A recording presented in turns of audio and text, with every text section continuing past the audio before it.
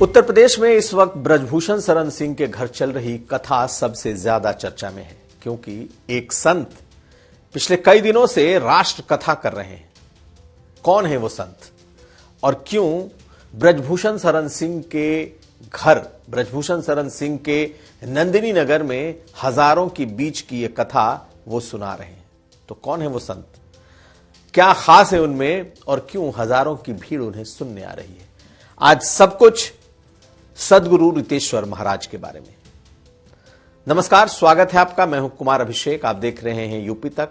हम हाजिर अपना न्यूज शो आज का यूपी। सोशल मीडिया पर इन दिनों ब्रजभूषण शरण सिंह के आंसू चर्चा में हैं। ब्रजभूषण शरण सिंह रुधे हुए गले से कुछ बोल रहे हैं और उनकी आंखों में आंसू हैं। दरअसल ये कोई मौका या कोई वाकया ऐसा नहीं था कि उनकी आंखों में आंसू आ जाए। दरअसल ये कथा चल रही थी और ये कथा चल रही थी सद्गुरु रितेश्वर महाराज की, और ये कथा ब्रजभूषण शरण सिंह ही करा रहे हैं। ये कथा ब्रजभूषण शरण सिंह के अपने जो कैसरगंज, जो गोंडा है, वहीं पर उनके उस नंदिनी नगर में हो रही है, जहां हजारों लोग सद्गुरु रितेश्वर महाराज की कथा सुन रहे हैं। लेकिन आखिर ब्रजभूषण शरण सिंह की आंखों में जब आंसू आए तो उसकी वजह सिर्फ यह थी कि जो कथा कहने वाले संत हैं रितेश्वर महाराज, उन्होंने कुछ ऐसी बातें कह दी। याद करिए, दबदबा था, दबदबा है, दबदबा रहेगा। जब पहलवानों का मामला हुआ था, महिला पहलवानों के साथ छेड़छाड़ और उनके साथ यौन शोषण के गंभीर आरोप ब्रजभूषण शरण सिंह पर लगे, तो उन्होंने मीडिया में खुलकर जवाब दिया था। और जब उनके कैंडिडेट ने जो रेसलिंग फेडरेशन ऑफ इंडिया, उसके अध्यक्ष का चुनाव जीता था, तब उन्होंने ये बात कही थी कि सब कुछ होने के बाद, तमाम आरोपों के बावजूद, जब उनके कैंडिडेट उसके अध्यक्ष के तौर पर जीते, तो उन्होंने ये बात कही, दबदबा था, दबदबा है और दबदबा रहेगा। लेकिन मैं इसको आज क्यों कह रहा हूं? इसलिए कह रहा हूं कि आज यही बात सद्गुरु रितेश्वर महाराज ने उसी कथा मंच से कही, और जब उन्होंने ये बात कही तो ब्रजभूषण शरण सिंह के आंसू छलक पड़े, गला रुंध गया और रोते हुए ब्रजभूषण शरण सिंह दिखाई दी। पंडाल में बैठे लोगों, कल भी तुम्हें चेतावनी दिया था और आज भी देता हूं। अगर इनको तुम समझते हो कि भाई ये अवध क्षेत्र में, उत्तर प्रदेश में, भारत में, गोंडा में सब कहते हैं ओ हो दबदबा था, दबदबा है, दबदबा रहेगा, बोलते हैं, तो यहां इनका बाप बैठा है, इसका भी दबदबा था, दबदबा है और दबदबा रहेगा। खैर, ब्रजभूषण शरण सिंह पूर्वांचल में, देवीपाटन मंडल में बड़े नाम है सियासतदान के तौर पर, एक बड़ी बाहुबली की छवि भी है। लेकिन जब उनके आंखों के आंसू निकले तो लोगों ने यह ढूंढना शुरू किया कि आखिर वो कौन ऐसे कथाकार हैं, कौन ऐसे संत हैं जिनकी वाणी से अब ब्रजभूषण शरण सिंह रो रहे हैं। तो जान लीजिए, सद्गुरु रितेश्वर महाराज बड़े कथाकार हैं, बड़े संत हैं, लेकिन थोड़ा, जिसे कहते हैं, थोड़ा चकाचौंध से दूर रहने वाले। लेकिन इस वक्त ब्रजभूषण शरण सिंह उनकी एक राष्ट्र कथा, जिसे उन्होंने राष्ट्र कथा का नाम दिया है, अपने गोंडा में उनकी एक कथा करा रहे हैं। यूं तो सद्गुरु रितेश्वर महाराज तमाम बड़े नेताओं के साथ, सभी बड़े पॉलिटिशियन के साथ आप उनकी तस्वीरें, उनके वीडियोस देखेंगे। बहुत सारे नेताओं ने उनको शेयर किया है कई बार, कई दफा उनके रील्स हैं। लेकिन उनकी खास चीज कुछ ऐसी है जो उनको दूसरों से अलग करती है। वो एक हठयोगी किस्म के एक साधु दिखाई देते हैं। उनके सिर की जटाएं अलग तरीके की हैं और उनके हाथ में एक दंड है, वो भी, जिसे वो धर्मदंड कहते हैं, वो भी अलग किस्म का है, जिसे वो हमेशा अपने मस्तक से लगा कर रखते हैं। यह धर्मदंड अनूठा है, यह कोई दंड नहीं है, बल्कि लगता है एक दंड में निकली हुई एक झाड़ है, जिसमें 9 और 8 दो संख्या अगर आप देखें तो उसमें उनकी डंडियां निकली हुई हैं और ये हमेशा अपने मस्तक से, अपनी जटाओं से उसमें उसे सटा कर रखते हैं।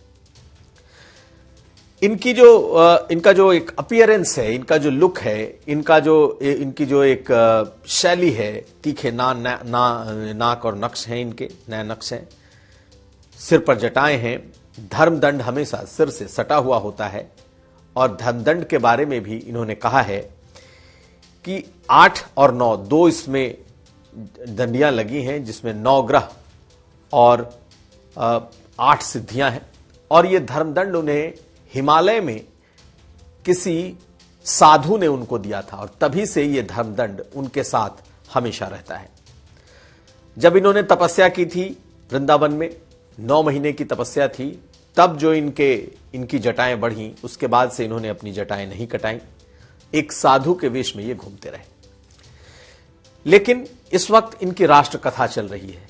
ये व्यासपीठ पर बैठकर कोई भागवत की या फिर रामचरितमानस की कथा नहीं सुनाते, ये मोटिवेटर की तरह कथा करते हैं और इनकी कथाओं में ज्यादातर सामाजिक जीवन की बुराइयां, सामाजिक जीवन में आने वाली बुराइयों से लड़ने का साहस, इस पर इनकी कथाएं केंद्रित होती हैं। पर्यावरण, नशा विमुक्ति, ऐसी चीजें हैं जिस पर ये हमेशा बोलते हैं और हमेशा काम भी करते हैं।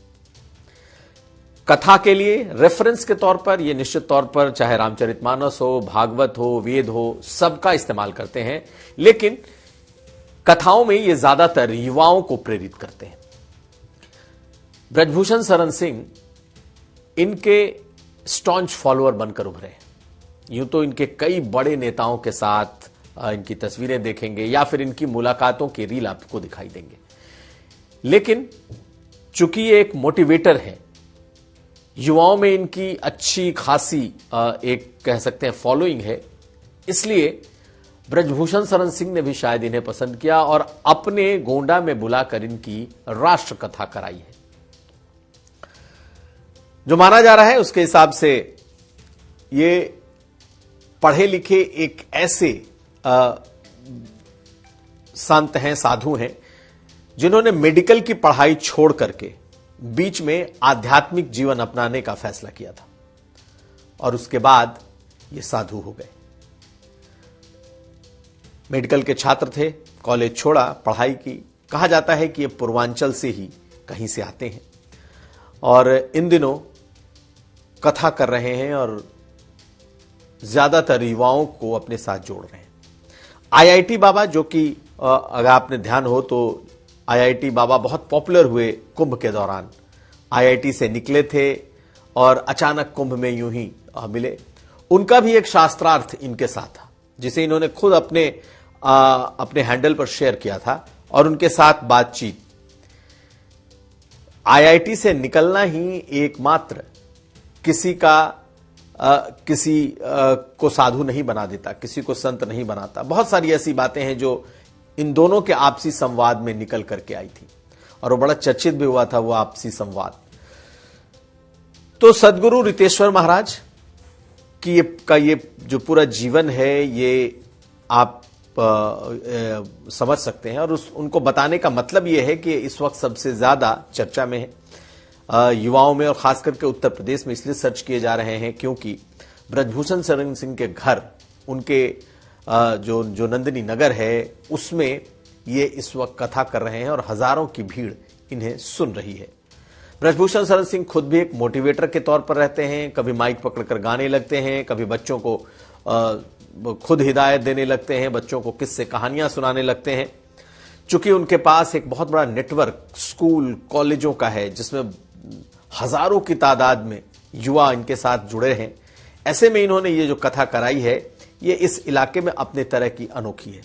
अमूमन आप देखेंगे तो ज्यादातर व्यासपीठ की कथा होती है, बड़े बड़े संत आते हैं, चाहे रामचरितमानस की कथा सुनाएं या भागवत की कथा सुनाएं, लेकिन ये राष्ट्र कथा है और इसमें राष्ट्र को कैसे आगे रखना है इनकी कथाओं का सार होता है। बातचीत में इन्होंने कई बार कहा कि ये हिंदू राष्ट्र भी नहीं चाहते, यानी कि ये किसी भी इज्म से खुद को दूर रखते हैं। कोई वाद नहीं, कोई हिंदुत्व नहीं, हिंदुवाद नहीं, इसी तरीके से किसी भी एक धर्म के वाद को स्वीकार नहीं करते हैं। तो इन दिनों इनकी चर्चा खूब बनी हुई है।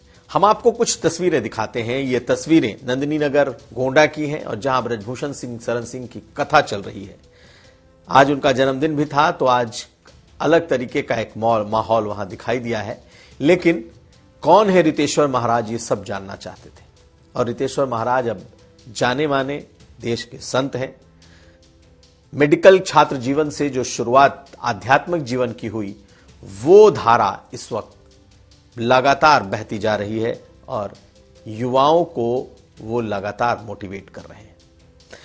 इन तस्वीरों को देखिए, इन तस्वीरों से आपको अंदाजा लगेगा कि कौन है सद्गुरु रितेश्वर महाराज।